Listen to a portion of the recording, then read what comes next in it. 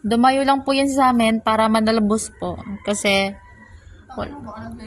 hindi wala po silang pambili ng talbos ng kamote. Dito po sa amin, hindi po namin kasi pinapansin yan. Kaya, ayan. Oy, makapalam ka mo. Ulam mo din namin. Pero masarap po yan, ay sardinas. Uy, gagi, totoo. Nag-uulam ako niyan, may sardinas. Minsan nga, linalaga ko lang yan. Tapos, inasawsaw ko sa bagoong. Anak pa di pinapasin sa inyo. Ngayon, kasi, walang may magluluto niyan eh. Pero nung nandito si Al, siya nagluluto niyan eh. Kaya, nakain ko. Pero wala si Al. Pero dahil nandito kayo, ako magluluto. Gagi ka, masarap ako magluto. Wag kang dyan. So, ayan po, yung po, nanlilimos po ng talbos na kamote yan dito sa amin. Hindi ko po, hindi ko po kilala yan.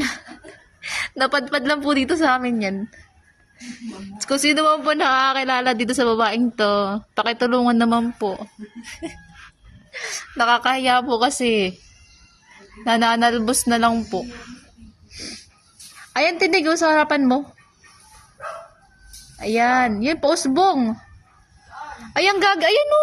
Oo, hindi ari yung isa. Yung tusing katabi. Yarn. Ayan po siya. Baka gusto niya po mag-ampon.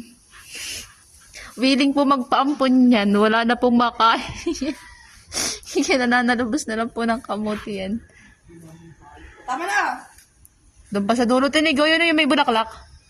Ah, tinig! Oo nga! Kakadami na neto. Gagi ka.